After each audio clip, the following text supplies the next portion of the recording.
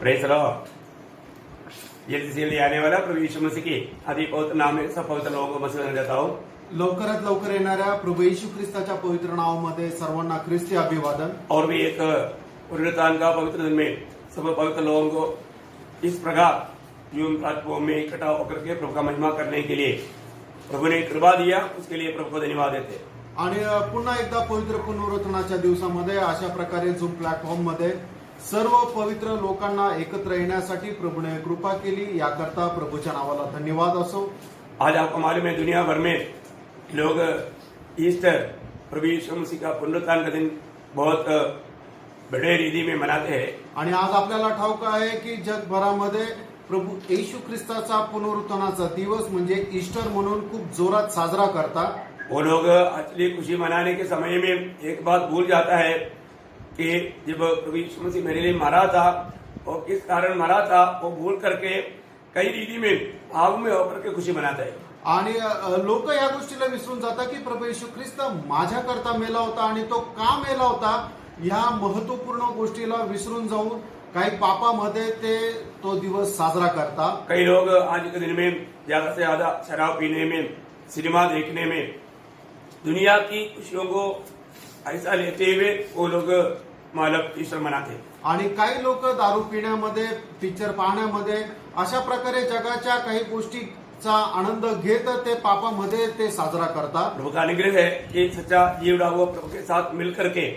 रोज चलते हुए उस खुशी अनुभव करने के लिए प्रभु ने हमें कृपा दिया। आणि प्रभूची कृपा आहे की दररोज जो खरा परमेश्वर आहे त्याच्या सोबत जीवन जगत, दररोज त्याच्या सोबत राहत जीवन जगण्याकरता प्रभूने कृपा केली। आज और एक बार प्रभु के निकट इस रीति में मिलने के लिए, मिलकर प्रभु के नाम को ऊंचा करने के लिए प्रभु ने कृपा दिया। आणि आज पुन्हा एकदा अशा प्रकारे एकत्र येण्याकरता आणि मिळून प्रभूच्या नावाचा गौरव करण्याकरता प्रभूने सहाय्य केलं। प्रभु को धन्यवाद देते हैं। प्रभूला धन्यवाद असो। एक क्रूस की मृत्यु को याद करते बिना एक पवित्र जन, एक सच्चा विजयी मसीह जीवन कभी नहीं बिता सकता। आणि वधस्तंभाचं मरण लक्षात न घेता एक खरा पवित्र व्यक्ती खरं पवित्र जीवन जगू शकत नाही। आपको मालूम है क्रूस में जो प्रभु यीशु मसीह को चढ़ाया गया तो सहेले लोग सब भाग गया, सिर्फ एक चेला यूहन्ना उसके पास थे। आणि ज्या वेळेला प्रभू येशू ख्रिस्ताला वधस्तंभावर खेळवण्यात आलं त्यावेळेला सर्व शिष्य लोक जे होते ते पळून गेले, फक्त एकच शिष्य यूहन्ना जो आहे तो त्यांच्या सोबत होता। जिसके पत्रोस गवाही दिया था कि मैं तेरे साथ मरने के लिए भी तैयार है। आणि पेत्राने तर साक्ष दिली होती ती तुझ्या करता मरायला पण मी तयार आहे, लेकिन वो भी वहां पर उतर नहीं पाया। आणि तो पण त्या ठिकाणी थांबला नाही। जब यूहन्ना का सुसमाचार 19 अध्याय का 25 वचन में हम देखते हैं, आणि योहान 19 अध्याय त्याच्या 25 वचनामध्ये आपण पाहतो कुछ लोग प्रभु यीशु मसीह के सूली के पास खड़े थे। आणि काही लोक प्रभू येशू ख्रिस्ताच्या वधस्तंभाच्या जवळ उभे होते। अतः सैनिकों ने ऐसा ही किया। यीशु के क्रूस के पास उसकी माता और उसकी माता की बहन लोपास की पत्नी मरियम और मरियम मगदलिया खड़ी थी। देखिए कुछ लोग प्रभु यीशु मसीह की सूली के पास खड़े थे। आणि काही लोक प्रभू येशू ख्रिस्ताच्या वधस्तंभाजवळ उभे होते। है ना, हमें मालूम होना है प्रभु के क्रूस के पास जो भी आता है उनका जीवन का दिशा बदल जाता है। आणि आपल्याला हे माहित आहे की जो कोणी प्रभू येशू ख्रिस्ताच्या वधस्तंभाच्या जवळ येतो त्याच्या जीवनाची दशा बदलून जाते। हमारे जीवन में एक दिन हम प्रभु यीशु मसीह की सूली के पास आया आणि आपण आपल्या जीवनामध्ये एक दिवस प्रभू येशू ख्रिस्ताच्या वधस्तंभाच्या जवळ आलो और एक क्रूस का वचन हमने सुना। आणि या वधस्तंभाचं वचन आपण ऐकलं। आपको मालूम है आज ये क्रूस की कथा सुनने के लिए भी बहुत लोग इच्छुक नहीं। आणि आज जे आहे या वधस्तंभाची कथा सुद्धा ऐकण्याकरता लोक इच्छुक नाही। लेकिन जब प्रभु यीशु मसीह की कालवरी सूली की मृत्यु का वो सच्चाई जब हमने सुना, आणि प्रभू येशू ख्रिस्ताच्या कल्वरी वधस्तंभाचं जे सत्य ज्या वेळेला आपण ऐकलं, अब हमको मालूम पड़ा कि प्रभु यीशु मसीह हम पापी हो गए सूली पर मरा। आणि मग त्यावेळेला आपल्याला समजलं की प्रभू येशू ख्रिस्त आपल्या पापांकरता वधस्तंभावर मेला। सूली के बिना हमारे जीवन का, मसीह जीवन का आरंभ नहीं होता। आणि वधस्तंभाखेरीज आपल्या त्या ख्रिस्ती जीवनाची सुरुवात होऊ शकत नाही। मतलब आज बहुत लोग प्रचार करता है, वो प्रचार में बिना यीशु मसीह का सूली की प्रचार करता है। आणि आज पुष्कळ लोक प्रचार करतात पण वधस्तंभावर न खेळलेल्या येशूचा ते प्रचार करतात या मसीह बिना क्रूस या क्रूस बिना मसीह को प्रचार करता है। आणि ख्रिस्ता व्यतिरिक्त वधस्तंभ किंवा वधस्तंभाखेरीज ख्रिस्त अशा प्रकारे ते प्रचार करतात. ये दोनों प्रचार व्यर्थ है, इसका कोई मूल्य नहीं। आणि हे दोन्हीही प्रचार व्यर्थ आहे, याला काही मोल नाही. परंतु हमने जो सच्चा प्रचार, जो प्रभु यीशु मसीह मेरे पापों के लिए सूली पर मरा, ये सच्चा वाला प्रचार हमने सुनने के कारण हम प्रभु यीशु के सूली के पास आया और हमारा उद्धार हुआ.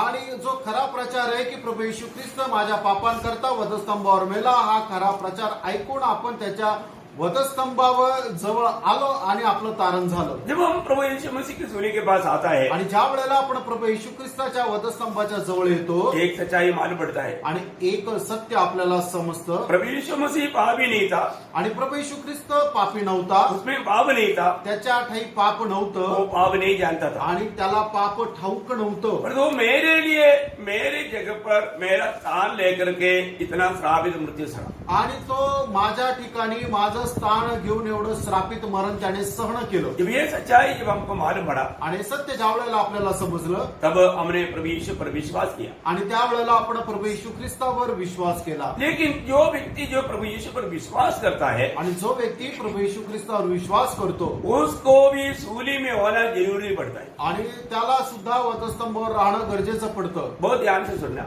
लक्ष देऊन ऐका. अगर हमने प्रभु यीशु मसीह की सूली के निकट आया आणि आपण जर प्रभू येशू ख्रिस्ताच्या वधस्तंभाच्या जवळ आलो और मुझको भी मैं प्रभु के साथ सूली पर नहीं देख पाया, आणि माझ्या स्वतःला मी प्रभु सोबत वधस्तंभावर जर बघू शकलो नाही, हमारा नया जन्म का सच्चा अनुभव व्यक्ति को नहीं मिलता। आपल्या नव्या जन्माचा खरा अनुभव आपल्याला भेटणार नाही. जब रोमियो का पत्री उसका 6 अध्याय का 6-7 वचन में हम पढ़ता है, रोमकराचं पत्र 6 अध्याय 6 आणि 7 वचनामध्ये आपण अशा प्रकारे वाचतो. हम जानते हैं कि हमारा पुराना मनुष्यत्व उसके साथ क्रूस पर चढ़ाया गया ताकि पाप का शरीर व्यर्थ हो जाए और हम आगे को पाप के दासत्व में न रहे, क्योंकि जो मर गया वह पाप से छूटकर धर्मी ठहरा. देखो कितना अनोखी बात यहाँ पर हम देखता है। आणि बघा किती अद्भुत गोष्ट या ठिकाणी आपण पाहतो. सूली के पास आने वाला हर एक व्यक्ति को ये जानना है कि मैं भी प्रभु के साथ सूली पर मारा गया। आणि वधस्तंभाच्या जवळ आलेल्या प्रत्येक व्यक्तीला हे जाणायचं की मी सुद्धा प्रभु सोबत वधस्तंभावर मारल्या गेलो. तो इस रीति में मरा हुआ व्यक्ति को ही पाप क्षमा का अनुभव है। अशा प्रकारे मेलेल्या व्यक्तीलाच पाप क्षमेचा अनुभव आहे. कितना अद्भुत बात है। आणि किती अद्भुत गोष्ट आहे. अपने जीवन में ये सुसमाचार हमारा जीवन में इस प्रकार का एक मृत्यु का अनुभव लाया है कि नहीं, ये बात को मुझे सुनने वाला, हमें सुनने वाला हर एक पवित्र लोगों को समझना है। आणि सुवार्ता ऐकणाऱ्या व्यक्तीच्या जीवनामध्ये अशा प्रकारे एक मरणाचा अनुभव आलेला आहे का नाही, हे आता मला ऐकणाऱ्या व्यक्तीने स्वतःला पडताळायचंय. इस रीति में मरा हुआ व्यक्ति को सच्चा पाप क्षमा का अनुभव है। आणि अशा प्रकारे मेलेल्या व्यक्तीला खरा पाप क्षमेचा अनुभव आहे. इतना ही नहीं, एवढंच नाही, यहाँ पर तो मर गया, आणि या ठिकाणी तर मेला, लेकिन आगे का जीवन में भी लगातार उसको क्रूस ले करके चलना भी है। आणि याच्या येणाऱ्या पुढच्या आयुष्यामध्ये सुद्धा त्याला वधस्तंभ घेऊन चालायचं आहे. यहाँ पर रोमियो में हमने जो पढ़ा हुआ वचन के अनुसार हम लोग प्रभु के साथ मर गया।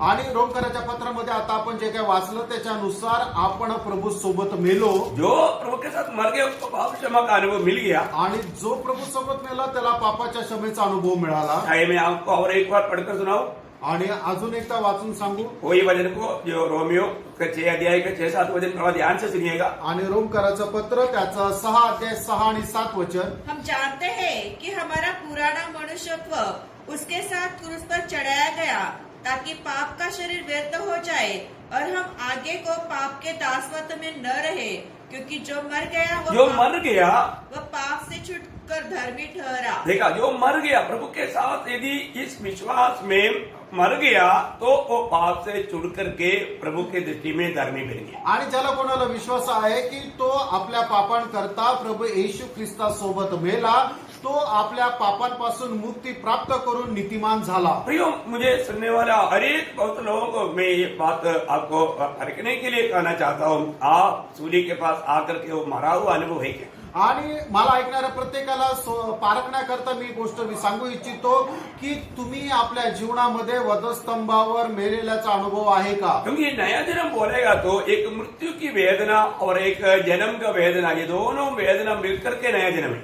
आणि वधस्तंभाची जी वेदना आहे ती एक मरणाची वेदना आणि एक जन्माची वेदना, या दोन्ही वेदना आहे। तो ये अनुभव अगर नहीं हुआ तो उसका उद्धार सचमुच में नहीं हुआ। आणि हा जर अनुभव नाहीये तर खरोखर त्याचं तारण सुद्धा नाहीये। बहुत गौर से समझना पड़ेगा आणि खूप गांभीर्याने समजून घ्या। ये कोई हाथ खड़ा करके उधार पाने वाला बात मैं आपको नहीं बोल रहा, आणि हात वर करून तारण प्राप्त करणारी गोष्ट मी नाही सांगत या कोई कार्ड मन भर करके दे करके उधार पाने वाला बात भी नहीं। आणि एखादं कार्ड भरून देऊन तारण प्राप्त करणारी ती गोष्ट सुद्धा नाही। ये प्रभु का सूली की संदेश सुन करके सूली के पास आकर के अपना पुराना मनुष्य प्रभु के साथ मारा गया है और मैं पापों के लिए मर गया है, वो मृत्यू का अनुभव पाया हुआ नया जन्म पाया हुआ लोगों के लिए मैं बात बता रहा हूँ। आणि मग वधस्तंभाची सुवार्ता ऐकून जो कोणी वधस्तंभाच्या जवळ येतो आणि तो स्वतःला पापांकरता प्रभू येशू ख्रिस्तासोबत खेळलेला जाणतो, त्याचं खरा नवा जन्म होतं, त्यांच्या करता मी हे सांगत आहे। एक सच्चा मसीह जीवन क्या है?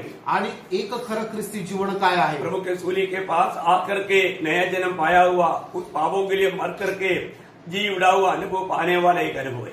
आणि वधस्तंभाच्या जवळ येऊन प्रभू सोबत जो कोणी मारला जातो आणि नवा जन्म प्राप्त करतो, ते आहे खरं ख्रिस्ती जीवन। इसके बाद में भी त्याच्यानंतर सुद्धा उसको हमेशा अपनी सूली को लेकर के चलना है आणि त्याला नेहमी आपला वधस्तंभ घेऊन चालायचं आहे। लूका का सुसमाचार 14 अध्याय का 27 वचन में प्रभु यीशु मसीह की एक चेला का जीवन, चेला ही तो हृदय है, हृदय का जीवन कैसे होना चाहिए वहां पर प्रभु ने कहा है। आणि लूक त्याचा 14 अध्याय त्याच्या 27 वचनामध्ये स्वतः प्रभू येशू ख्रिस्ताने एका शिष्याचं जीवन कशा प्रकारे असलं पाहिजे हे सांगितलेलं आहे। और जो कोई अपना क्रूस न उठाए और मेरे पीछे न आए वह भी मेरा चेला नहीं हो सकता। देखिए, हम यीशु मसीह की सूली को नहीं ले रहे हैं, आणि प्रभू येशू ख्रिस्ताचा वधस्तंभ नाही घ्यायचा, हमें अपने सूली को लेना है। आपण आपलाच वधस्तंभ घ्यायचा आहे। बहुत ध्यान देने वाली बात है। आणि खूप लक्ष देणारी ही गोष्ट आहे फ्रेंड। हमें अपनी सूली को भी लेकर के मसीह के पीछे चलना है। आणि आपण आपला वधस्तंभ घेऊन सुद्धा ख्रिस्ताला अनुसरायचं आहे। ये हफ्ता के एक दिन की बात नहीं, आणि आठवड्याच्या एका दिवसाची ही गोष्ट नाही, या एक साल की एक दिन की बात नहीं, आणि एका वर्षाची एका दिवसाची गोष्ट नाहीये। अगर आप लूका का ही सुसमाचार 9 अध्याय का 23 वचन पढ़ेगा तो, आणि लूक त्याचा 9 अध्याय त्याचं 23 वचन जर वाचलं तर, उसने सबसे कहा, यदि कोई मेरे पीछे आना चाहे तो अपने आप से इनकार करे और प्रतिदिन अपना क्रूस उठाए हुए मेरे पीछे हो ले। प्रतिदिन क्रूस उड़ाए हुए प्रभु के पीछे चलना है। आणि दररोज आपण आपला वधस्तंभ घेऊन प्रभूच्या पाठीमागं चालायचं आहे। बहुत ध्यान देना आणि खूप लक्ष द्या। प्रियो, मसीह में आने के बाद में रोज का जीवन में हमें अपने आप को इनकार कर अपनी सूली लेकर के हमें प्रभु के पीछे चलना है। आणि ख्रिस्तामध्ये आल्यानंतर दररोज आपण आपला स्वतःचा त्याग करून आपला वधस्तंभ घेऊन प्रभूच्या पाठीमागं चालायचं आहे। और हमारी हम एक संदेश भी देना है, आणि आपल्याला एक संदेश सुद्धा द्यायचा आहे, क्योंकि प्रभु के पीछे चलने वाला व्यक्ति क्रूस लिया हुआ है और एक संदेश भी है। आणि प्रभूच्या पाठीमागं वधस्तंभ घेऊन चालणाऱ्या व्यक्तीने काय आहे की त्याने आपला वधस्तंभ पण घेतलाय आणि त्याच्याकडे एक संदेश पण आहे। वो संदेश क्या है? आणि तो संदेश काय आहे? क्रूस की संदेश है, आणि तो वधस्तंभाचा संदेश आहे। क्योंकि क्रूस में ही सारे भेद छिपा हुआ है। आणि त्या वधस्तंभावरच सगळं रहस्य लपलेलं आहे। पहला कुरिन्थी 1 अध्याय का 18 वचन में प्रेषित पौलुस गवाही देता है। आणि पहिले करंदीकराचं पत्र 1 अध्याय आणि त्याच्या 18 वचनामध्ये प्रेषित पौल अशा प्रकारे साक्ष देत आहे, क्योंकि क्रूस की कथा नाश होने वालों के लिए मूर्खता है, परंतु हम उद्धार पाने वालों के लिए परमेश्वर की सामर्थ है। कितना अनमोल बात है ना। आणि किती अनमोल गोष्ट आहे ना, ये क्रूस की कथा नाश होने वालों के लिए मूर्खता है, आणि वधस्तंभाची कथा जे नाश होता त्यांच्या करता मूर्खपणा आहे, परंतु प्रभु में बुलाहट पाया हुआ जीवन पाने वालों के लिए एक जीवन का सामर्थ्य है। आणि प्रभूमध्ये ज्यांचं पाचारण झालेलं आहे ते जीवन प्राप्त करणाऱ्या लोकांकरता हे परमेश्वराचं सामर्थ्य आहे। उन दिनों में भी लोगों को अलग अलग प्रकार ये क्रूस की कथा का प्रचार माला अनुभव होते थे, या वो लोग उस प्रकार गिनते थे। आणि त्या जुन्या दिवसामध्ये सुद्धा लोकांना त्या वधस्तंभाची कथा वेगवेगळ्या प्रकारे अनुभवामध्ये येत होती।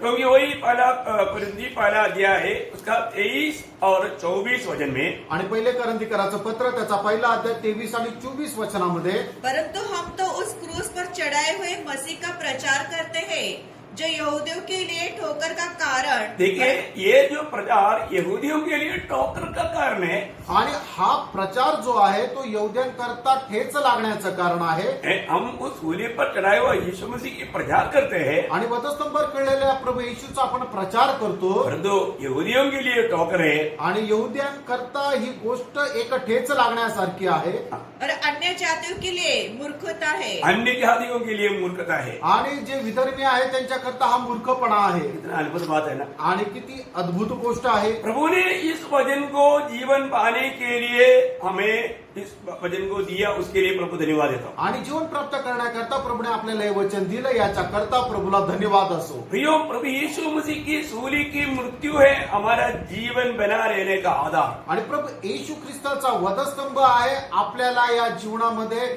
जीवन जगण्याचा आधार। अगर यीशु मसीह सूली पर नहीं मरा होता, आणि प्रभू येशू ख्रिस्त जर वधस्तंभावर मेला नसता, हमें ये जीवन प्राप्त नहीं होता था। आणि आपल्याला हे जीवन मिळू शकलं नसतं। उसका पवित्र लहू अगर नहीं बहाया होता, आणि त्याचं पवित्र रक्त जर सांडलं गेलं नसतं, हमें पाप से छुटकारा कभी नहीं मिलता था। आणि आपल्याला पापांपासून मुक्ती कधी मिळाली नसती। इसलिए प्रभु ने हमें जीवन देने के लिए, बहुतायत के जीवन देने के लिए यीशु मसीह ने मृत्यु सहा।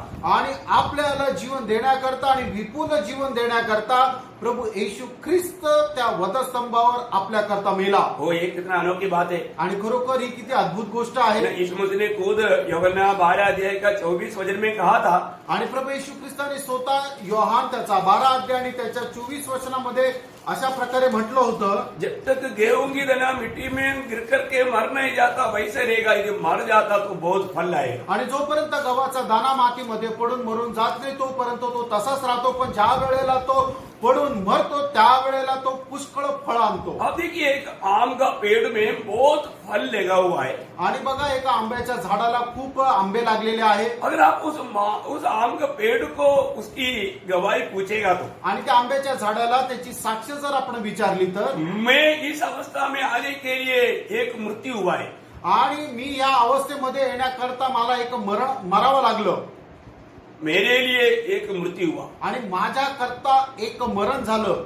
किसका मृत्यु हुआ? आणि ते मरण कोणाचं होतं? एक आम का बीज का मृत्यु हुआ। आणि आंब्याचं एक जी कोय आहे त्या कोयला मरावं लागलं। प्रियो, वो मरने के कारण आज मैं इस पीढ़ी में एक फलदायक अनुभव में आपको दिखाई दे करके आप खुशी मना रहे हो। आणि त्या अनुभवामध्ये ती कोय गेल्या कारणाने आता मी या ठिकाणी एका फलदायक अवस्थेमध्ये आहे। प्रियो, मुझे सुनने वाले अनेक पवित्र लोगों से मैं इस पुनरुत्थान के दिन में यही बात पूछना चाहता हूँ। आणि मला ऐकणाऱ्या या पवित्र पुनरुत्थानाच्या दिवसामध्ये सगळ्यांना मी हीच गोष्ट विचारू इच्छितो। आज आपके जीवन में जो भी भलाई दिखता है, वो भलाई के कारण क्या है आप खुद समझता है क्या? आणि आज तुमच्या जीवनामध्ये जे काही चांगुलपणा दिसतो त्या सर्व चांगुलपणाचं कारण काय आहे हे तुम्हाला समजतं का? प्रियो, हमारे कोई खूबी नहीं, आणि प्रियांनो, आपलं काही वैशिष्ट्य नाहीये। हमारे लिए 2000 साल पहले प्रभु यीशु मसीह का मृत्यु हुआ, वो मृत्यु ने हमें इस फलदायक अनुभव में लाया। आणि 2000 वर्षापूर्वी प्रभू येशू ख्रिस्ताचं आपल्याकरता मरण झालं,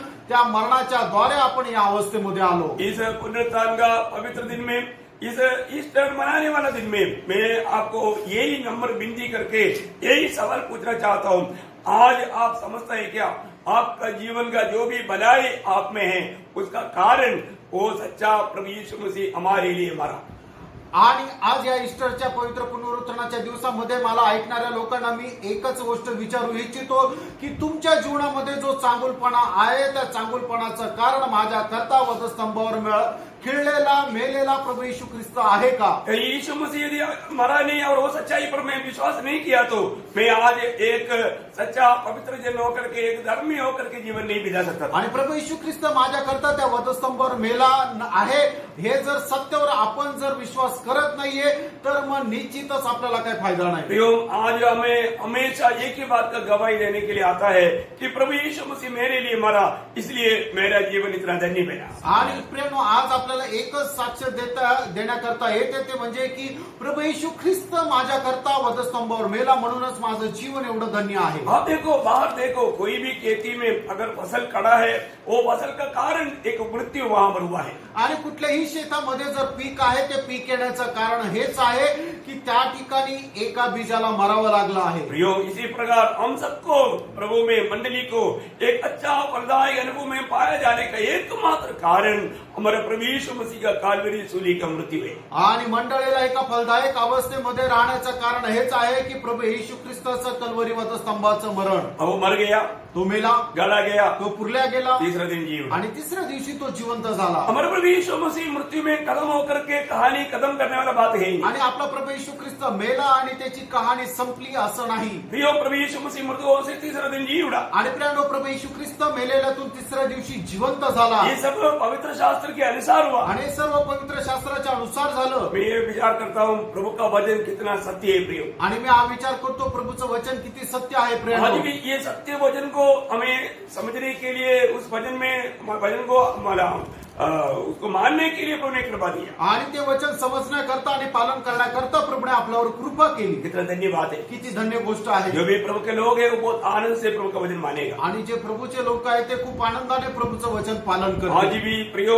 इस दुनिया में जन्म लेकर के मरा हुआ महान लोगों का कब्र बंद पड़ा है, परंतु एकमात्र कब्र खुला पड़ा है, वो हमारा प्रभु यीशु मसीह का कब्र है. आणि आजही या जगामध्ये जन्म घेतलेले आणि महान झालेले अशा सर्व लोकांच्या कबरी ज्या आहे त्या बंद आहे. फक्त एकमात्र कबर, ते म्हणजे माझ्या प्रभू येशू ख्रिस्ताची कबर जी आहे ती उघडी आहे. प्रियो, हमारा यीशु मसीह कितना महान है. प्रियानो, आपला प्रभू येशू ख्रिस्त किती महान आहे. उसका तुल्य कोई नहीं. आणि त्याच्या बरोबरीचं कोणी नाही. इसलिए उस प्रभु यीशु मसीह जो एकमात्र सच्चाई है, उस प्रभु में विश्वास करने के लिए प्रभु ने हम पर अनुग्रह किया. आणि तो प्रभू येशू ख्रिस्त जो एकमात्र सत्य आहे त्याच्यावर विश्वास करण्याकरता प्रभूने आपल्यावर कृपा केली. प्रभु को बहुत धन्यवाद देते हैं. आणि प्रभूला खूप धन्यवाद असो.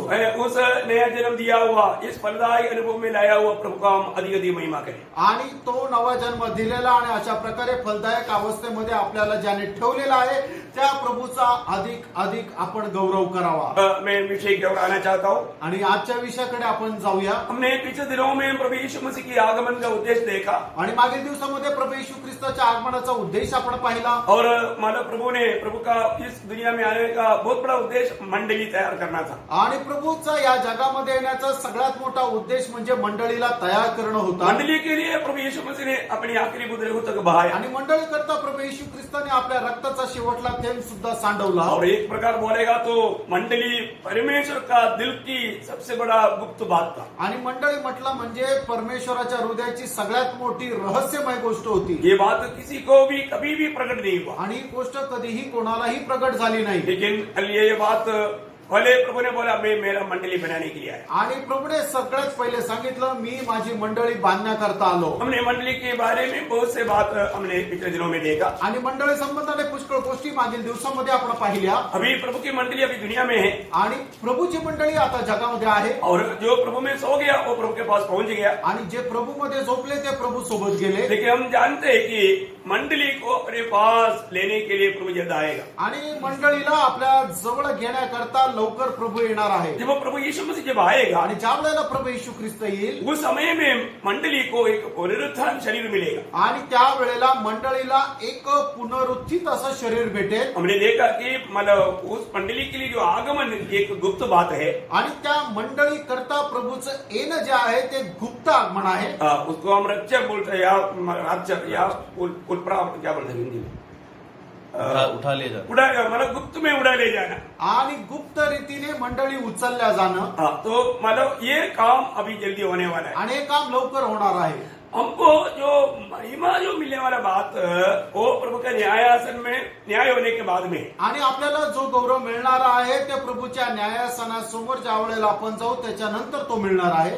ये बात भी बहुत लोग इस विषय में सही रीति में नहीं जानने के कारण कैसे भी जीवन बिता करके मला धोखा खाता है. आणि लोकांनी ही गोष्ट योग्य रीतीने म्हणजे जशी जाणायला पाहिजे तशी न जाणल्या कारणाने ते पुष्कळ प्रकारे फसल्या जातात हम लोगों को अभी प्रभु के आगमन में एक रूपांतर शरीर मिलेगा, आणि प्रभूच्या आगमनामध्ये आपल्याला एक रूपांतराचं शरीर भेटेल. परंतु हमें जो महिमा जो मिलने जा रहा है वो न्यायासन के सामने हमारा कामों के ऊपर है. वो मैं बाद में आपको न्यायासन की बात आएगा तब मैं आपको समझाऊंगा. आणि आपल्याला मिळणारा जो गौरव आहे तर न्यायासनासमोर ज्या वेळेला आपण उभं राहू त्यावेळेला आपल्याला मिळणारा तो गौरव आहे. न्यायासनाच्या संबंधाने ज्या वेळेला मी सांगेल त्यावेळेला विस्तार रीतीने सांगेल. ये सब अलग अलग बात है. आणि ह्या सर्व वेगवेगळ्या गोष्टी आहेत. इन बातों को जान करके वचन में ये बात का प्रकाशन दिया है, वो बात को जान करके अभी हम सावधान रहेगा तो हमारे लिए अनंत काल के लिए कितना लाभ है. आणि ह्या गोष्टी वचनाच्या अनुसार ज्या वेळेला आपण जाणून घेऊ तर निश्चितच त्या सार्वकालिक जीवनामध्ये आपल्याला किती फायद्याचं आहे. तो प्रभु का गुप्त आगमन सिर्फ मंडली के लिए. आणि प्रभूचं जे गुप्त आगमन आहे ते फक्त मंडळी करता आहे. तो हम समझते हैं कि मतलब गुप्त आगमन और प्रकट आगमन ये बारे में बहुत लोग अनजान है. आणि प्रभूचं गुप्त आगमन आणि प्रगट आगमन जे आहे याच्यामध्ये असणारा जो फरक आहे तो जाणणारे खूप कमी लोक आहेत. तो मैं आपको मतलब बताना चाहूंगा, अभी आपको मालूम है कि जो प्रकट आगमन से 7 साल पहले प्रभु का गुप्त आगमन रहेगा. आणि प्रगट आगमनाच्या 7 वर्ष अगोदर प्रभूचं गुप्त आगमन राहील. गुप्त आगमन में और प्रकट आगमन में बहुत से अंतर है. आणि गुप्त आगमन आणि प्रगट आगमन याच्यामध्ये पुष्कळ फरक आहे. और कम से कम समय के अनुसार देखेगा तो 7 साल का फर्क है. आणि वेळेच्या अनुसार जर बघितलं तर 7 वर्षाचा फरक आहे. ये फर्क मैं आपको थोड़ा सा विस्तार से बताऊंगा. आणि हा जो फरक आहे थोडासा विस्तार रीतीने सांगेल. तो आप बहुत ध्यान से, क्योंकि मतलब आपको जब बताता है तो आपको उसको नोट करने के लिए दिक्कत नहीं आना, इसलिए मैं बोला आप एकदम तैयारी के साथ रहना. नोट भी मतलब वजन कम से कम नोट करना. आणि मग ज्या वेळेला तुम्ही देवाचं वचन ऐकता ते लिहून घेण्याच्या तयारीमध्ये रहा. त्याच्यासाठी तुम्ही वही पेन हे घेऊन तयार रहा. क्योंकि प्रभु का जो पवित्र लोगों के लिए या मंडली के लिए जो आता है ये आगमन में और प्रकट में जो आता है वो एक्चुअली इसराइल के लिए आता है. और मतलब वो हरमोदो लड़ाई की अंत में आता है. आणि प्रभूचं जे गुप्त आगमन आहे ते मंडळी करताय आणि प्रभूचं जे रहस्य प्रगट आगमन जे आहे ते इस्रायला करता आहे. आणि मग हर्मोदोन युद्ध आहे याच्या शेवटी प्रभूचं ते प्रगट आगमन आहे. तो इसलिए ये दोनों आगमन के बारे में हमें मतलब सही रीति में वचन के आधार पर जानना बहुत जरूरी बात. आणि या दोन्ही आगमनासंबंधाने वचनाच्या आधारे योग्य प्रकारे जाणणं गरजेचं आहे. ओके, जब गुप्त आगमन नंबर 1 पहला पॉइंट, गुप्त आगमन मंडली के लिए आता है. आणि सगळ्यात पहिले गुप्त आगमन जे आहे ते मंडळी करता आहे. जब इब्रानियों का पत्री 9 अध्याय का 28 वचन में हम देखते हैं. आणि हिब्रीकराचं पत्र त्याचा 9 अध्याय आणि त्याच्या 28 वचनामध्ये आपण पाहतो. वैसे ही मसीह भी बहुतों के पापों को उठा लेने के लिए एक बार बलिदान हुआ, और जो लोग उसकी बाट जोते हैं उनके उद्धार के लिए दूसरी बार बिना पाप उठाए हुए दिखाई देगा. देखिए, जो लोग प्रभु के आगमन की बाट जो है, प्रभु के आगमन की बाट जो होता है कौन है? जो प्रभु के मंडली के लोग. आणि जे लोक प्रभूच्या आगमनाची वाट पाहतात, प्रभूच्या आगमनाची वाट पाहणारे कोण आहे? ते पवित्र लोक, ते मंडळीचे लोक आहेत. तो प्रभु ये गुप्त आगमन ये प्रभु का मंडली के लोगों के लिए आता है, जो कि मंडली प्रभु कब आएगा उस बात की बाट जोते रहता है. आणि प्रभूचं जे गुप्त आगमन आहे ते मंडळी करता आहे. कारण का की मंडळी प्रभू कधी येणार याची ते वाट पाहत राहतात. परंतु प्रभु का प्रकट आगमन में यीशु मसीह अकेला नहीं आता. आणि प्रभूच्या प्रगट आगमनामध्ये प्रभू येशू ख्रिस्त एकटा येत नाही. फिर कैसे आता? मग कसा येतो? प्रकट आगमन में पॉइंट 1 वो मंडली के साथ आता है. आणि प्रगट आगमनामध्ये प्रभू जो आहे तो मंडळीच्या सोबत येतो. मतलब एक मंडली के लिए आ रहा है. आणि पहिलं म्हणजे तो गुप्त आगमनामध्ये मंडळी करता येतो. परंतु प्रकट आगमन में मंडली के साथ आता है. आणि प्रगट आगमनामध्ये तो मंडळीच्या सोबत येतो. मतलब यूदा का पत्र उसका 15 वचन पढ़ेंगे. आणि यहूदा त्याचं 15 वचन वाचा. कि सबका न्याय करे और सब भक्तिहीनों को उनके अभक्त के सब कामों के विषय में जो उन्होंने भक्तिहीन होकर किए हैं, और उन सब कठोर बातों के विषय में जो भक्तिहीन पापियों के उसके विरोध में कही है दोषी ठहराए. 14 हिंदी में 14 पढ़िएगा. हनोक ने भी जो आदम से 7वीं पीढ़ी में था, इनके विषय में यह भविष्यवाणी की, देखो प्रभु अपने लाखों पवित्र लोगों के साथ आया.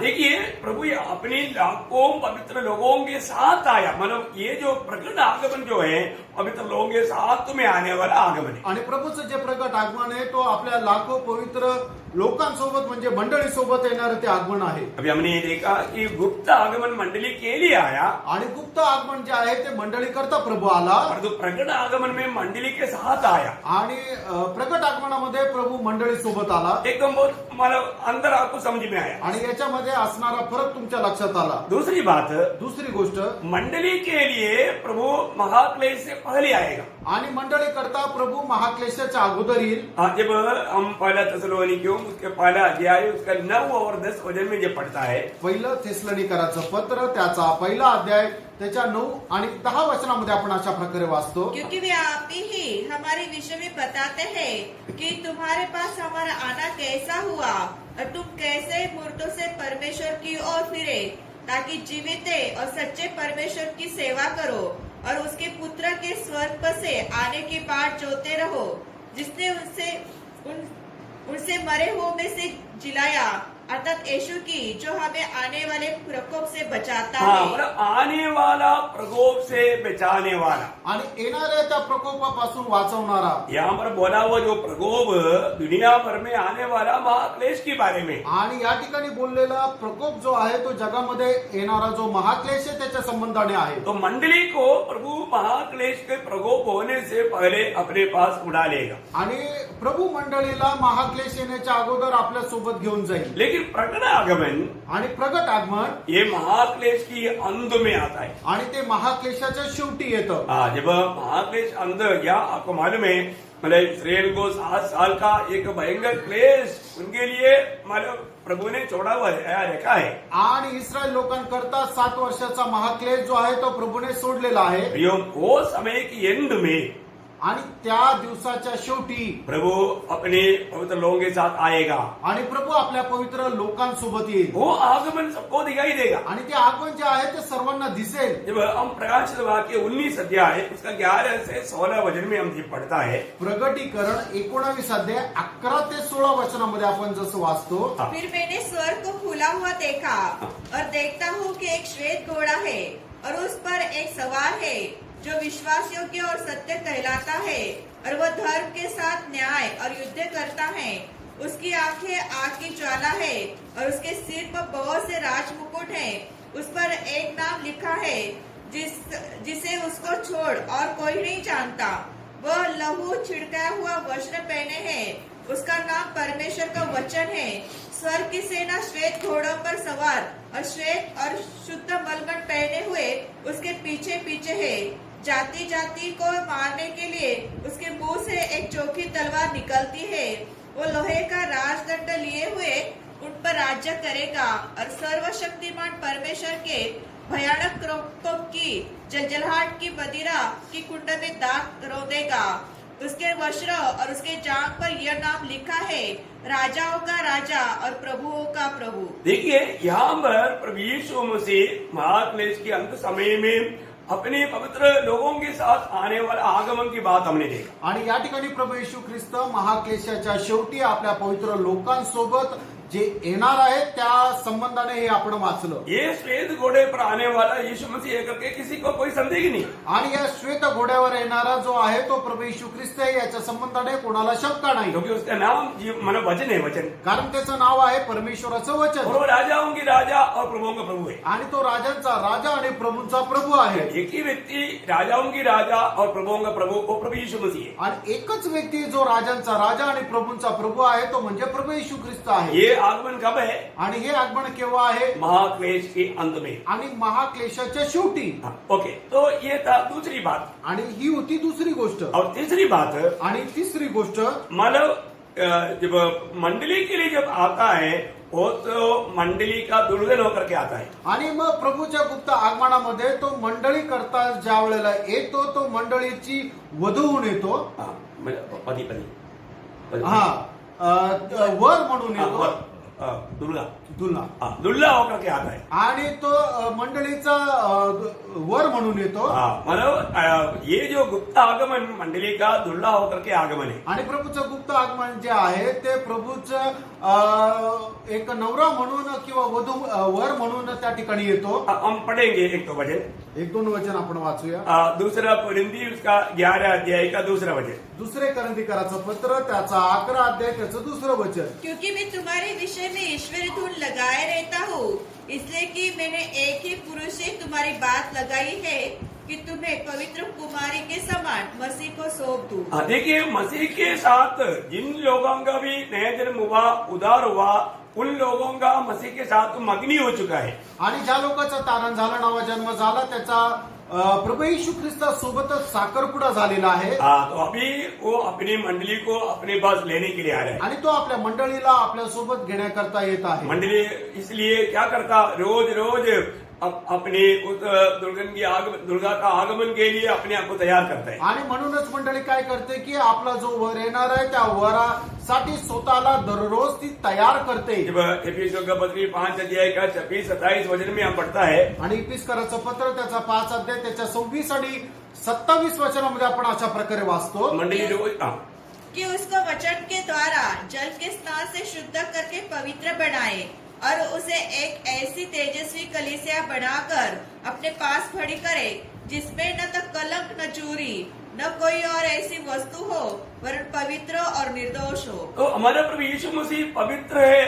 उसकी योग्य रीति में हमें खड़ा करने के लिए रोज मंडली को प्रभु के वचन रूपी जल स्नान से शुद्ध करके हर प्रकार का जुड़ी कलंक सब निकाल कर दूर करके प्रभु उसको सिद्ध करके उस दिन उपस्थित करेगा.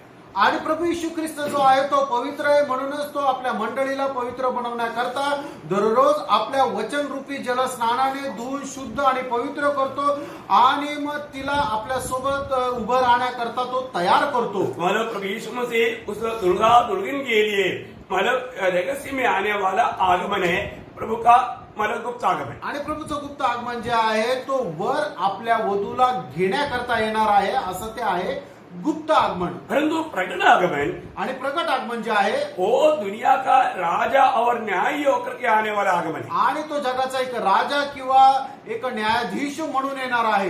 उस आगमन में प्रभु यीशु मसीह फिर 1000 साल इस दुनिया में राज करेगा. आणि मग त्या वेळेला प्रभू येशू ख्रिस्त या जगामध्ये 1000 वर्ष राज्य करेल. और उस राज्य में प्रभु पहले न्याय भी करेगा. आणि त्या राज्यामध्ये प्रभू पहिले न्याय पण करेल. वो बात अभी हमने जो पढ़ा हुआ दोनों वचन से ये बात हमें मालूम पड़ेगा. जब फिर हमने जो प्रकाशित वाक्य 19 अध्याय का 11 से 16 पढ़ा था, आणि आता आपण प्रगटीकरण त्याचं 19 अध्याय 11 ते 16 वाचलं होतं. यही वचन में वो बात प्रकट है. आणि ह्याच वचनामध्ये ती गोष्ट प्रकट आहे. वो राजा होकर के आ रहा है, आणि तो राजा होऊन येत आहे. या वो राज करने के लिए आया आणि है, तो राज्य करण्याकरता येत वो आहे. प्रभुता करने के लिए आया है. आणि तो प्रभुत्व करण्याकरता येत आहे. वही बात युदा 15 वचन में भी हमने थोड़ी देर पहले देखा था. आणि थोड्या वेळापूर्वी तीच गोष्ट यहूदा 15 वचनामध्ये आपण पाहिली होती. मतलब 14-15 आप मिलकर के हिंदी में 14-15 दोनों मिलकर पढ़ना. आणि 14 आणि 15 वचन हिंदीमध्ये तुम्ही मिळून वाचा.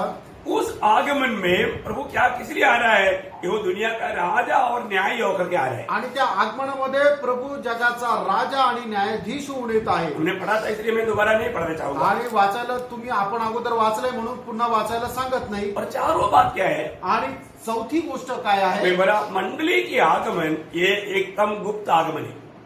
प्रभूचं जे मंडळीचं जे मंडली के लिए जो आता है, मंडळी करता प्रभूचं जे गुप्त आगमन आहे ते एकदम गुप्त असं आगमन आहे. मंडली के लिए प्रभु का आगमन गुप्त आगमन है. आणि मंडळी करता प्रभूचं जे आगमन आहे ते गुप्त आगमन आहे. जब मत्ती उसका 24 अध्याय का 44 वचन में, मत्ते 24 अध्याय त्याच्या 44 वचनामध्ये, इसलिए तुम भी तैयार रहो, क्योंकि जिस घड़ी के विषय में तुम सोचते भी नहीं हो उसी घड़ी मनुष्य का पुत्र आ जाएगा. मतलब ये एकदम रहस्य रूम है, सीक्रेट रूम है, किसी को मालूम नहीं पड़ेगा. आणि एकदम रहस्य रूपामध्ये आहे आणि हे कोणाला समजणार सुद्धा नाही. परंतु प्रकट आगमन ऐसे नहीं. आणि प्रकट आगमन असं नाहीये. प्रकट आगमन में सबको दिखाई देगा. आणि प्रकट आगमनामध्ये सगळ्यांना तो दिसेल. वो गुप्त आगमन और प्रकट आगमन में बहुत अंतर है. आणि गुप्त आगमन आणि प्रकट आगमन याच्यामध्ये खूप फरक आहे. प्रेम प्रकाशित वाक्य 1 अध्याय का 7 वचन, प्रगटीकरण त्याचा 1 अध्याय त्याचं 7 वचन, देखो वह बादलों के साथ आने वाला है और हर एक आंख उसे देखेगी वरन जिन्होंने उसे भेजा था वे भी उसे देखेंगे। हाँ देखिए, हर एक आंखें उसको देखेगा। आणि प्रत्येक डोळे त्याला पाहतील। मानव दुनिया में रहने वाला सबको उसके आगमन दिखाई देगा, साथ में इसराइल को भी। आणि जगामध्ये राहणाऱ्या प्रत्येकाला त्याचं आगमन दिसेल, त्यासोबतच इस्रायलाला सुद्धा। आपको मालूम है जब महायाजक के सामने जब प्रभु यीशु मसीह खड़ा था, आणि महायाजकासमोर ज्या वेळेला प्रभू येशू ख्रिस्त उभा होता, तब महायाजक ने वस्त्र फाड़ करके पूछा, तू परमेश्वर का पुत्र मसीहा है क्या? आणि मग त्या महायाजकाने आपले कपडे फाडून विचारलं, परमेश्वराचा पुत्र तू ख्रिस्त आहे का? तब यीशु मसीह ने उसको एक उत्तर दिया, आणि त्यावेळेला प्रभू येशू ख्रिस्ताने त्याला एक उत्तर दिलं वो ये आगमन के विषय में उनको बताया। आणि या आगमना संबंधाने त्यांना सांगितलं। मत्ती 26 अध्याय का 64 वचन आणि मत्ते त्याचा 26 अध्याय त्याचं 64 वचन। यीशु ने उनसे कहा, तूने आप ही कह दिया, वरन मैं तुमसे यह भी कहता हूँ कि अब से तुम मनुष्य के पुत्र को सर्वशक्तिमान के दाहिने और बैठे और आकाश के बादलों पर आते देखोगे। देखा, मतलब इस प्रकार की आगमन देख पाएगा करके यीशु मसीह ने उनको गवाही दी। आणि अशा प्रकारचं आगमन तुम्ही पाहू शकाल, या गोष्टीची साक्ष प्रभू येशू ख्रिस्ताने त्यांना दिली। बोलने का मतलब प्रभु का जो प्रकट आगमन जो है वो सबको दिखाई देगा। आणि सांगायचं तात्पर्य प्रभूचं जे प्रकट आगमन आहे ते प्रत्येकाला दिसेल। और पांचवा एक फर्क ये है आणि पाचवा फरक हा आहे कि प्रभु के पगला आगमन में प्रभु यीशु मसीह दुनिया में नहीं आएगा, वो मध्य आकाश तक आएगा। आणि प्रभूचं जे गुप्त आगमन आहे, त्या गुप्त आगमनामध्ये प्रभू पृथ्वीवर नाही येणार, तर मध्य आकाशामध्ये येणार। हाँ, तो अब पहला थिस्सलुनीकियों उसकी 4 अध्याय का 16-17 वचन पढ़ना। पहिलं तेसलोनिकराचं पत्र त्याचा 4 अध्याय त्याचं 16 आणि 17 वचन वाचा। क्योंकि प्रभु आप ही स्वर्ग से उतरेगा, उस समय ललकार और प्रधान दूत का शब्द सुनाई देगा और परमेश्वर की तुरही फूकी जाएगी, और जो मसीह में मरे हैं वे पहले जी उठेंगे। तब हम जो जीवित और बचे रहे उसके साथ बादलों पर उठा लिए जाएंगे। हाँ, हम बादलों में उठा लिया जाएगा आणि आपण मेघांमध्ये उचलल्या जाऊ। ये आगमन में प्रभु यीशु मसीह बादलों तक आएगा। आणि या आगमनामध्ये प्रभू जे आहे ते ढगांपर्यंत येईल। उस समय में जो मसीह में सो गया हुआ पवित्र लोग जी उठेगा, आणि मग त्या वेळेला ख्रिस्तामध्ये जे झोपलेले लोक आहेत ते पुनरुत्थित होतील। और हम लोग जो जीवित है, आज अगर प्रभु आएगा तो हम सब रूपांतर होकर के बादलों में उड़ा लिए जाएंगे। आणि आपण जे जिवंत आहेत, आज जर प्रभू आला तर आपण सगळे रूपांतरित होऊन आपण त्या ढगांमध्ये प्रभूला भेटू। बोलने का अर्थ प्रभु यीशु मसीह दुनिया में नहीं आएगा, वो बादलों तक आएगा और बादलों में हमारा भेंट हो जाएगा। आणि सांगायचं तात्पर्य प्रभू या पृथ्वीवर येणार नाही, तर तो मध्य आकाशामध्ये ढगांमध्ये येणार आहे आणि तिथं आपली प्रभूची भेट होईल। बहुत अनमोल बात है। आणि खूप अनमोल गोष्ट आहे। लेकिन जब प्रभु का प्रकट आगमन में आणि प्रभूचं जे प्रगट आगमन आहे, हम देखते हैं कि वो दुनिया में आकर के दुनिया में उतरेगा। आणि तो या जगामध्ये येऊन जगामध्ये पृथ्वीवर उतरेल। कहां पर उतरेगा? कुठे उतरेल? देखिए, जब प्रभु यीशु मसीह के पहला जन्म कहां पर होगा, ये जैसा बोला है वैसा यीशु मसीह की दोबारा आगमन में भी वो कहां पर उतरेगा ये बात लिखा है। आणि प्रभू येशू ख्रिस्ताच्या जन्म संबंधाने त्याचा जन्म कुठे होणार आहे हे ज्याप्रमाणे लिहिलेलं आहे, त्याप्रमाणे प्रभूचं जे प्रगट आगमन आहे ते कुठं होणार आहे हे सुद्धा वचनामध्ये लिहिलंय। प्रियो, ये वचन बदल नहीं सकता। प्रियांनो, हे देवाचं वचन आहे, ते बदलू शकत नाही। इतना अनमोल बात है, आणि किती अनमोल गोष्ट आहे है ना। जब जन्म मतलब मीका नबी 5:2 में जैसा लिखा, बेथलेहम में होना था, बेथलेहम में ही हुआ। आणि मिका 5 अध्याय त्याच्या दुसऱ्या वचनामध्ये ज्याप्रमाणे लिहिलं होतं की बेथलेहमामध्ये त्याचा जन्म होणार आहे, तर तिथेच झाला। तो इसी प्रकार जब प्रभु का दोबारा आगमन, आणि त्याचप्रमाणे जे प्रभूचं दुसरं आगमन, इसमें जो प्रकट आगमन में वो ओलिव पहाड़ पर आकर उतरेगा। आणि त्या प्रगट आगमनामध्ये तो जैतून डोंगरावर येऊन उतरेल। आपको मालूम है जब जकरिया 14 अध्याय का 4 वचन में लिखा है, आणि जकरिया 14 अध्याय त्याच्या 4 वचनामध्ये लिहिलंय, उस दिन वह जैतून के पर्वत पर पांव रखेगा जो पूर्व की ओर यरूशलेम के सामने है। तब जैतून का पर्वत पूर्व से लेकर पश्चिम तक बीचों बीच से फटकर बहुत बड़ा फटा हो जाएगा।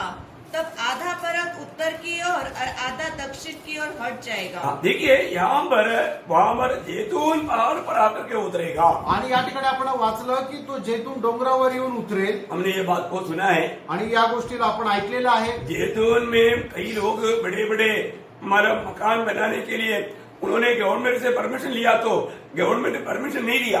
आणि जैतून डोंगरावर मोठ्या मोठ्या लोकांनी आपलं घर बनवण्याकरता सरकारकडे परवानगी मागितली पण सरकारने ती दिली नाही. क्योंकि वो अभी फटने का आवाज वहां पर हो रहा है बोलते हैं. कारण ते आता फाटण्याचा किंवा दुभाजित होण्याचा आवाज त्या ठिकाणी येत आहे. देखो उन लोग वजन से आधारित होकर नहीं बोल रहे हैं, परंतु वो इलाका कभी भी फट सकता है बोल करके मतलब साइंस प्रूफ कर रहा है. आणि वचनाचा आधार घेऊन ते लोक बोलत नाहीये, पण सायन्सचा आधार घेऊन ते लोक बोलत आहे. तो मतलब क्या है फिर? याचा अर्थ काय प्रेम? हमारे प्रभु के आगमन कितना निकट है करके ये सत्य चेतावनी है. आणि आपल्या प्रभूचं आगमन किती जवळ आहे याची ही सत्य चेतावणी आहे. क्योंकि पहाड़ भी अपनी गवाही दे रहा है कि मैं बढ़ने जा रहा हूँ. आणि डोंगर सुद्धा आपली साक्ष देत आहे की मी आता फाटणार आहे. इसलिए सरकार बोलता है कि उधरी कोई मकान नहीं बना सकता. आणि म्हणूनच सरकार असं सांगतं की तिथं मोठ्या मोठ्या बिल्डिंग किंवा घर तयार नाही होऊ शकत. अद्भुत बात है. एकदम अद्भुत गोष्ट आहे. तो मैं आपको बताना चाहता हूँ प्रभु के वचन में लिखा हुआ हर एक बात सच है.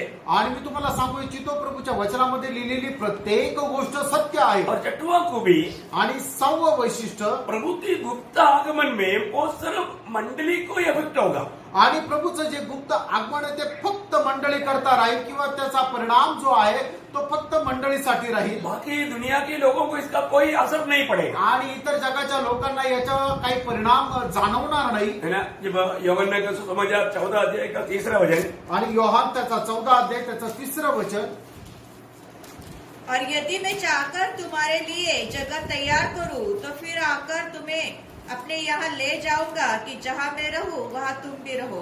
ये किसके लिए प्रभु का वचन है? आणि हे वचन प्रभूचं कोणाकरता आहे? मंडली के लिए. हे मंडळी करता आहे. प्रभु सिर्फ मंडली को ले जाएगा. आणि प्रभू फक्त मंडळीला घेऊन जाईल बाकी लोगों को मालूम ही नहीं पड़ेगा. आणि इतर लोकांना ते समजणार सुद्धा नाही. मैंने पिछले दिन में आपको बताया था, आणि मागील दिवसामध्ये मी तुम्हाला सांगितलं होतं, जब पिता ये पुत्र से बात किया वहां पर खड़े हुए लोगों को समझा नहीं. आणि ज्या वेळेला पिता पुत्राशी बोलला त्यावेळेला त्या ठिकाणी असणाऱ्या दुसऱ्या लोकांना काय बोलला हे समजलं नाही. तो कुछ आवाज आया इतना ही सुनाई. आणि त्यांना फक्त काहीतरी आवाज आला एवढंच ऐकलं. और प्रभु ने जो पौलुस को जो बात किया आणि ज्या वेळेला प्रभू पौलासोबत बोलला वो पौलुस को समझा, बाकी लोगों को नहीं समझा. आणि ते फक्त पौलाला समजलं, इतर लोकांना समजलं नाही. यही रीति में प्रेरणो अशाच पद्धतीने प्रभु की आगमन में उस तुर्की में जो लोग प्रभु में हैं उनको सुनाई देगा और वो रूपांतर के उड़ा ले जाएगा. आणि प्रभूच्या आगमनामध्ये जे लोक ते ऐकण्याच्या तयारीमध्ये आहेत त्याच लोकांना त्या तुतारीचा आवाज ऐकायला मिळेल आणि ते प्रभू सोबत उचलल्या जातील. मतलब ये आगमन एक प्रकार बोलेगा तो सिर्फ मंडली को इफेक्ट होगा. आणि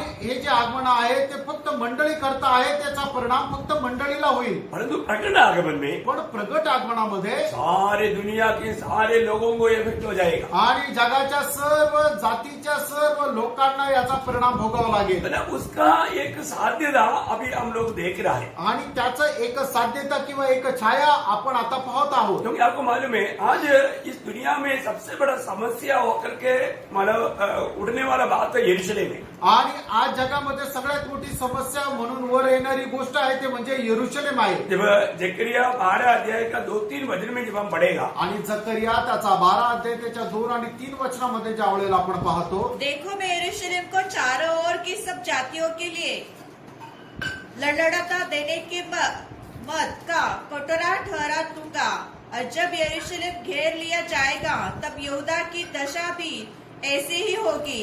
उस समय पृथ्वी की सारी जातियां यरूशलेम के विरुद्ध इकट्ठी होगी.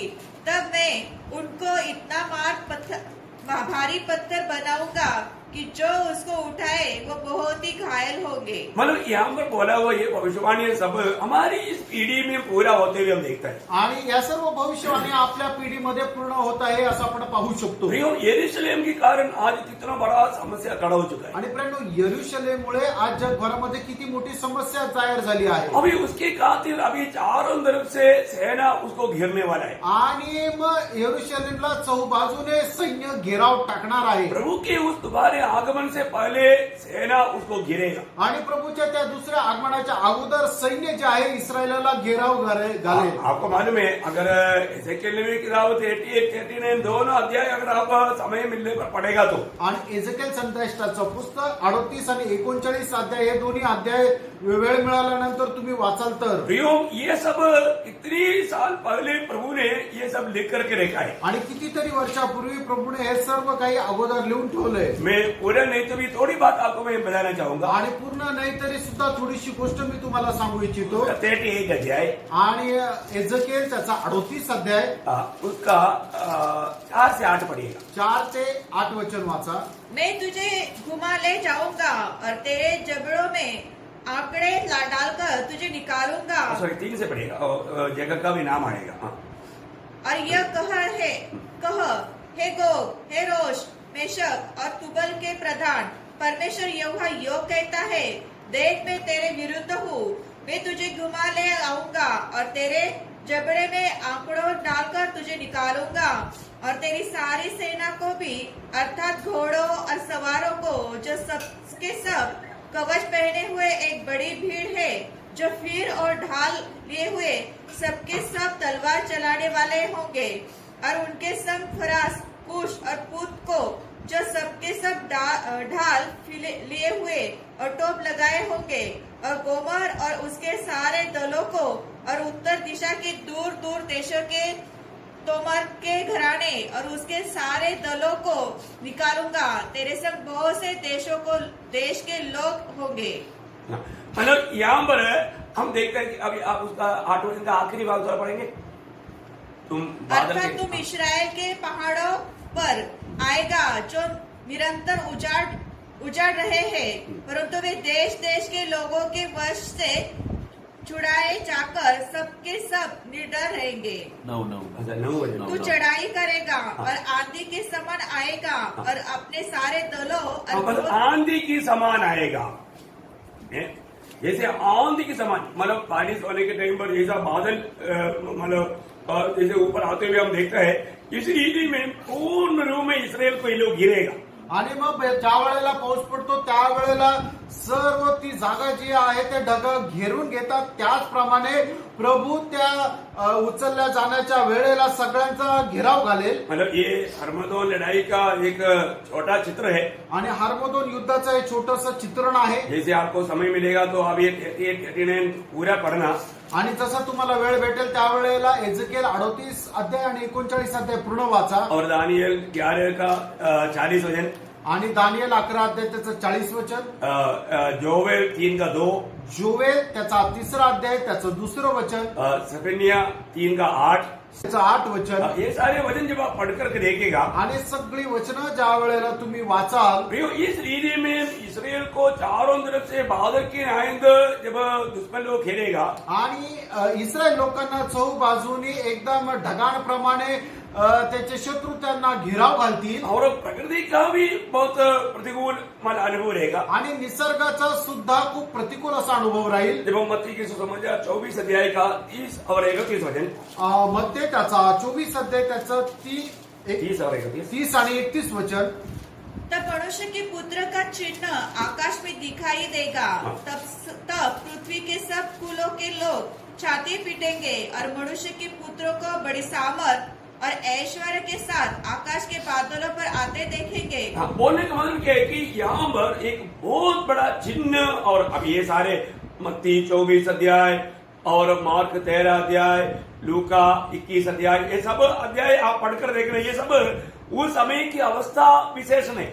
आणि मत्ते त्याचा 24 अध्याय, मार्क त्याचा 13 अध्याय आणि लूक त्याचा 21 अध्याय, हे सगळं जे काय आहे ते प्रभूच्या आगमनात संबंधने आहे. तो उस समय में क्या होगा, आणि त्यावेळेला काय होणार है ना, उन लोगों को भरमाने वाला मसीह विरोधी और झूठा पशुता को वो उतरने से पहले पकड़ करके उस नरक की आग में डालेगा. आणि मग प्रभूच्या लोकांना बहकवणारा जो ख्रिस्त विरोधी आहे त्याला पकडून त्या अनंत कालच्या नरकामध्ये टाकण्यात येईल. ये सब दुनिया में लोगों को मालूम पड़ेगा. आणि सर्व जे काही आहे ते जगामध्ये लोकांना समजेल. जब प्रकाशित वाक्य 19 अध्याय के 20 वचन. आणि प्रकटीकरण 19 अध्याय त्याचं 20 वचन.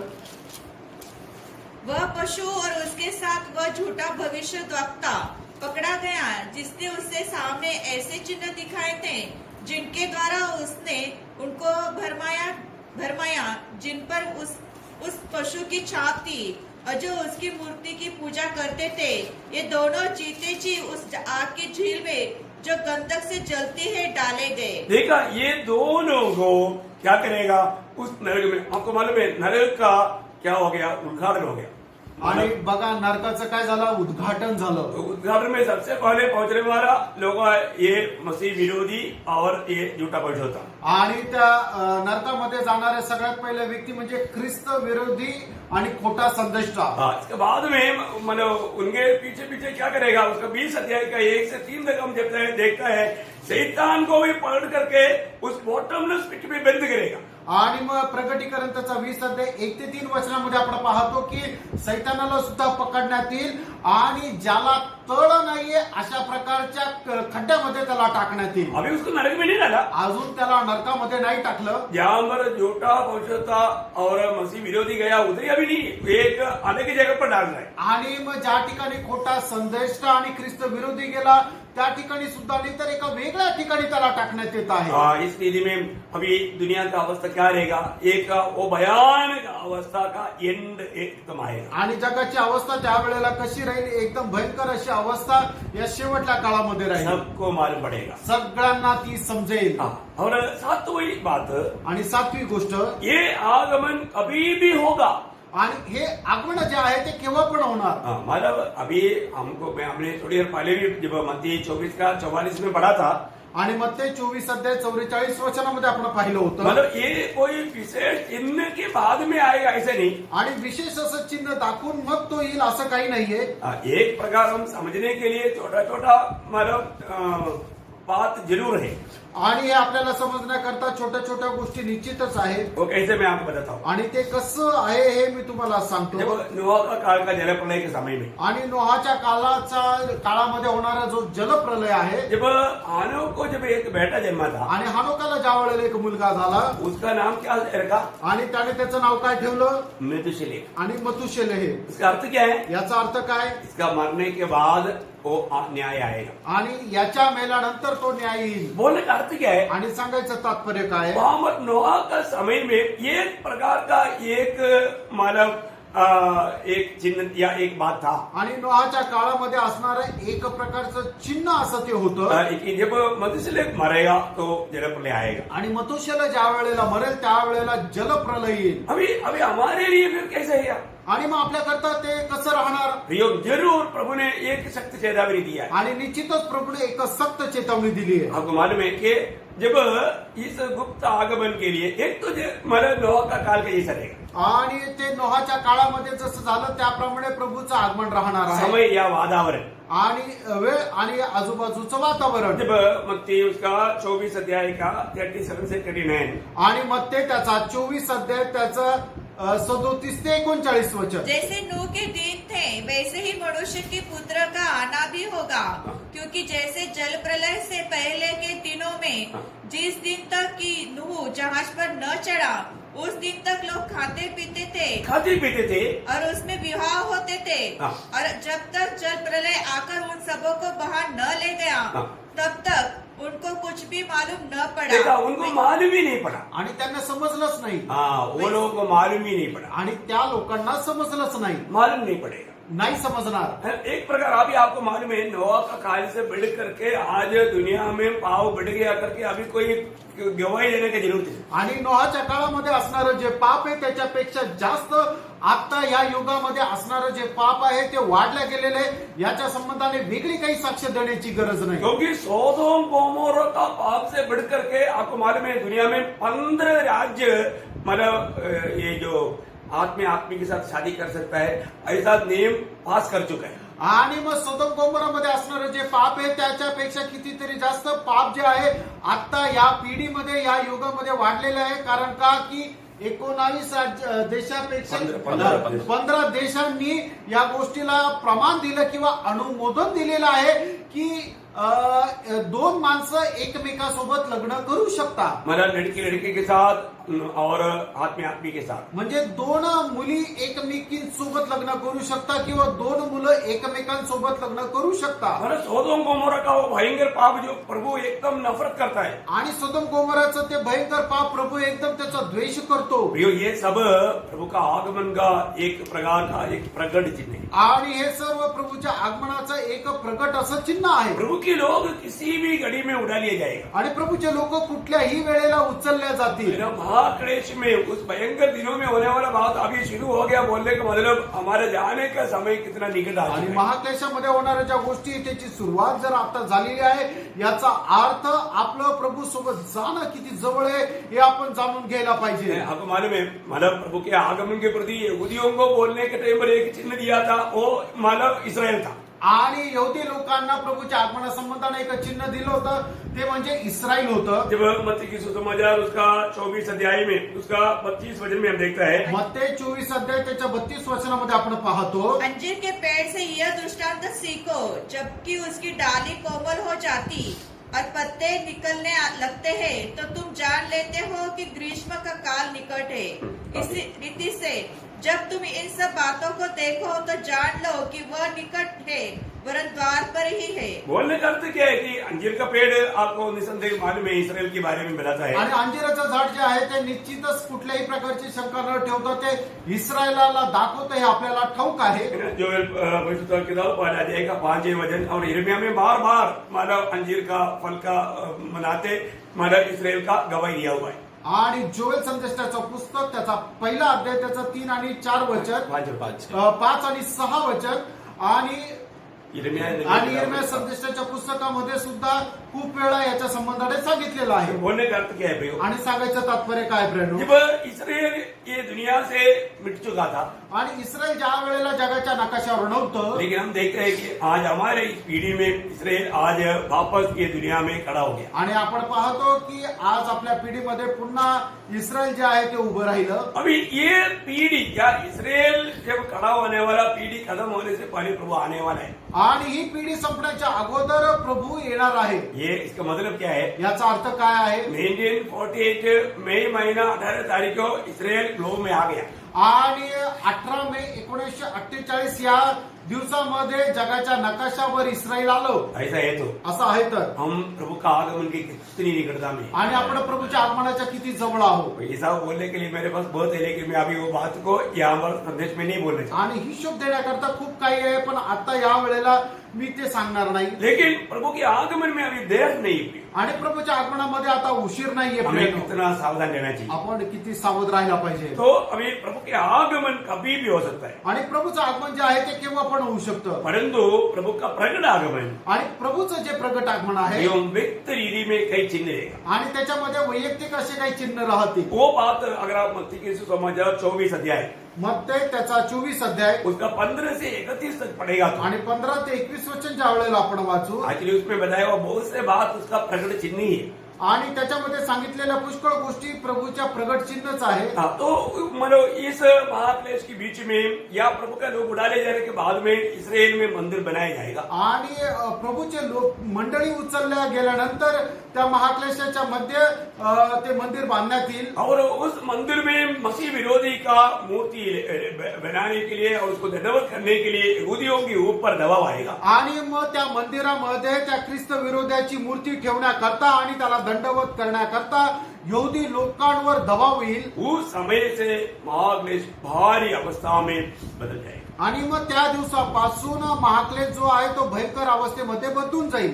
रिव्होल्यूशन पीरियड बोलेगा तो वो आखिरी 3.5 साल. आणि खरा जो महाक्लेश जर म्हटला तर तो शेवटला 3.5 वर्ष आहे. वो दिन में बोलेगा रात होना चाहिए, रात को बोलेगा दिन होना चाहिए. इतना भयंकर समय. आणि त्या दिवसामध्ये दिवसाला ते म्हणतील रात्र किती चांगली आहे आणि रात्र म्हणतील दिवस किती चांगला आहे. उसके बारे में बहुत बातें मतलब बाइबल में देखा है. आणि याच्या संबंधाने पुष्कळ गोष्टी बायबलमध्ये आहे. तो मैं इससे पहले भी आपको बताया, समय मिलने पर और भी विस्तार से आपको बताऊंगा. आणि याच्या अगोदर मी तुम्हाला सांगितलंय आणि वेळ जर मिळाला तर अजून विस्तार रीतीने सांगेल. लेकिन एक बात जानना पड़ेगा, आणि एक गोष्ट जाणा प्रेरणा, इस प्रकार प्रकट बहुत से चिन्हों के बाद में ही प्रभु प्रकट होकर के आएगा. आणि अशा प्रकारच्या पुष्कळ प्रगट चिन्ह दाखवेल त्याच्यानंतरच प्रभू येईल. जैसे हम थोड़ी देर पहले जब चारों तरफ से इसराइल को बादलों के नायंद देश की सेना आकर के गिरेगा, आणि ज्याप्रमाणे इस्रायल लोकांना ज्याप्रमाणे ढग एखाद्या जागेला घेराव घालते त्याप्रमाणे शत्रूचे सैन्य सबंध चारी बाजूने त्या इस्रायलाला घेराव घालेल. उस समय में उन्होंने हमारा अपना छुटकारा देने वाला मसीहा के लिए पुकारेगा. आणि मग आपल्याला मुक्त देणाऱ्या ख्रिस्ताकडे ते आपले डोळे लावतील. तब उनकी बचाव के लिए प्रभु प्रकट होगा. आणि मग त्यावेळेला त्यांना वाचवण्याकरता प्रभू येईल. ये बात. आणि ही गोष्ट आहे. और एक बात बताऊं, आणि अजून एक गोष्ट सांगू. पहला कुरिन्थी 15 अध्याय का 51-52 में पढ़ता है. पहिले करंथीकराचं पत्र त्याचा 15 अध्याय 51 आणि 52 वचनामध्ये आपण पाहतो. मतलब पुराना नियम में या और कोई भी समय में प्रभु के लोगों के लिए आगमन के बारे में कभी कहीं नहीं लिखा था. आणि जुन्या करारामध्ये प्रभूच्या वचनामध्ये प्रभूच्या आगमनासंबंधाने कधी लिहिलेलं नव्हतं. इवन नया नियम में भी ये बात प्रेरित पौलुस को पढ़नी. आणि नवीन करारामध्ये सुद्धा ही गोष्ट प्रेषित पौलोला प्रगट झाली. बहुत बड़ी बात है. खूप मोठी गोष्ट आहे. ये आगमन कैसे है? आणि हे जे आगमन आहे कसं आहे वो खुद उसका 51 से 53 पढ़ना. आणि पहला कुरिन्थी 15 अध्याय का 51-52 में चलेगा. पहिले करंथीकराचं पत्र त्याचा 15 अध्याय त्याचं 51 आणि 52 वचन. देखो मैं तुमसे भेद की बात कहता हूँ, हम सब नहीं सोएंगे परंतु सब बदल जाएंगे और ये क्षण भर में पलक मारते ही अंतिम तूरी फूकती ही होगा, क्योंकि तूरी फूकी जाएगी और मुर्दे अविनाशी दशा में उठ जाएंगे और हम बदल जाएंगे. देखिए ये एक बड़ा भेद है.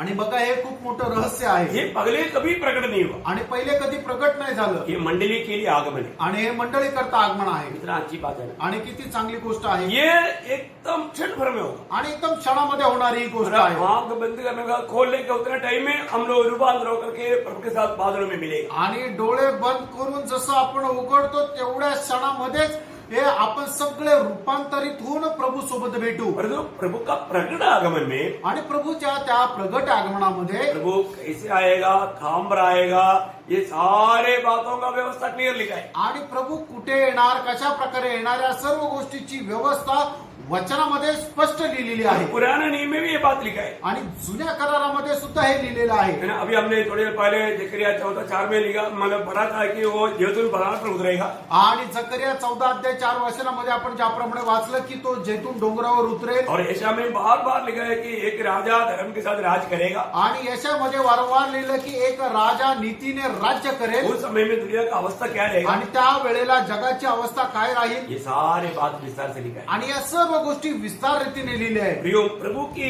मतलब पवित्र लोगों के लिए या मंडली के लिए आगमन और प्रकट आगमन एक तो बहुत अलग अलग बात है. मंडळी करता आगमन आणि प्रगट आगमन या खूप वेगवेगळ्या गोष्टी आहेत. इसमें 7 साल का अंतर है. आणि याच्यामध्ये 7 वर्षाचा फरक आहे. अभी प्रभु का पंच सिंहासन या 5 सिंहासनों के बारे में शॉर्ट में बोल करके आज का क्लास में समाप्त करें. आणि 5 सिंहासना संबंधाने सांगून आजचा क्लास मी थांबवेल. मैं आशा करता हूं प्रभु की गुप्त आगमन और प्रकट आगमन का संदेश हमारा उसमें संदेह आपको नहीं रहेगा. आणि मी हा विश्वास ठेवतो की प्रभूचं जे गुप्त आगमन आणि प्रगट आगमन आहे याच्यामध्ये असणारा जो फरक आहे त्याच्या संबंधाने कुठल्या प्रकारे शंका तुम्हाला नाहीये. अभी प्रभु का 5 सिंहासन के बारे में बाइबल बताते हैं. आणि प्रभूच्या 5 सिंहासना संबंधाने बायबल सांगतं. जल्दी मैं शॉर्ट में बताऊंगा आणि खूप थोडक्यात सांगेल.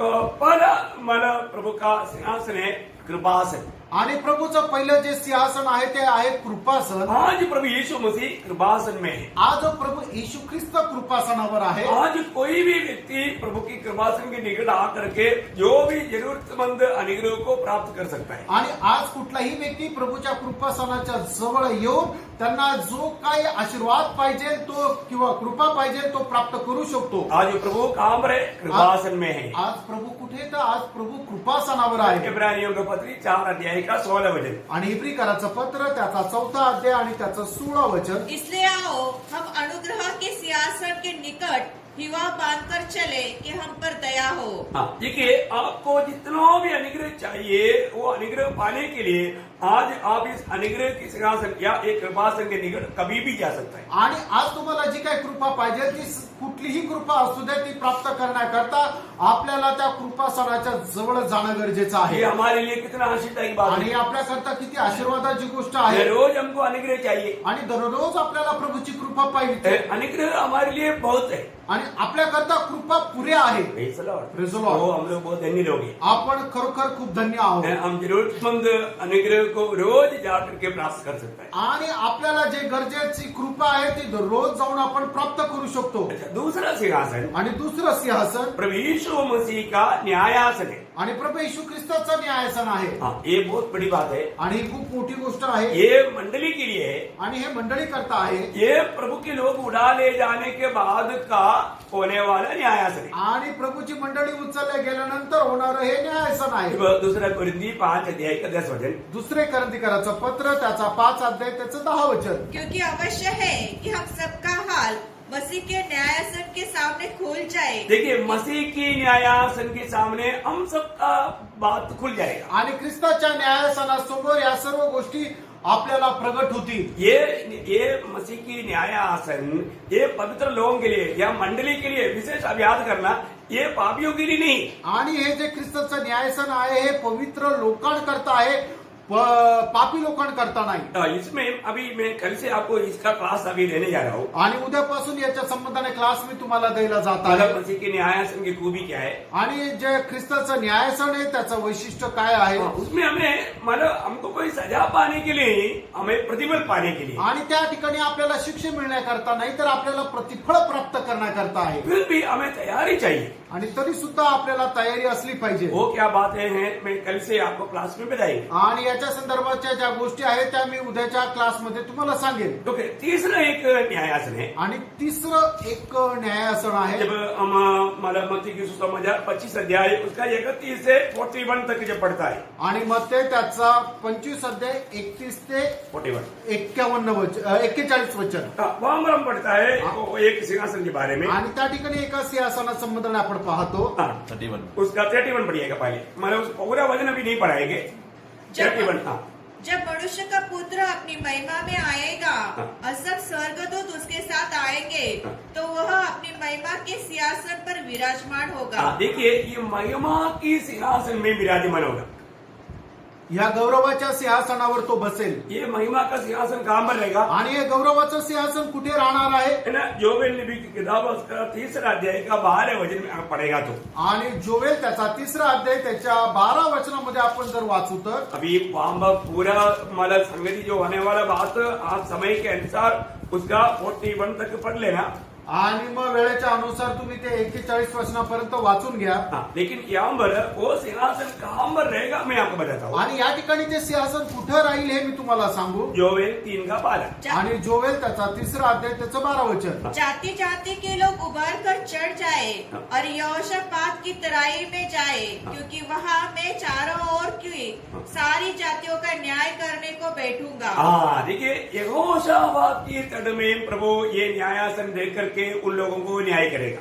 आणि यहोशापाटाच्या खोरामध्ये बसून प्रभू या ठिकाणी त्यांचा न्याय करेल। अब देखो भैया क्या एक एक बात कितना क्लियर ये बाइबल में लिखा है। आणि एक एक गोष्ट किती स्पष्ट बायबल मध्ये लिहिलेली आहे। अभी ये न्याय करने के लिए प्रभु ने डाला हुआ महिमा का सिंहासन है। आणि न्याय करण्याकरता प्रभूने टाकलेलं गौरवाचं ते सिंहासन आहे। ओके, 4वां सिंहासन आणि 4थं सिंहासन वो है राजासन बोलते हैं। आणि त्याला राजासन म्हटलं जातं। जब लूका का सुसमाचार 1 अध्याय का 32-33 आणि लूक त्याचा 1 अध्याय त्याचं 32 आणि 33 वचन वो वचन पढ़िए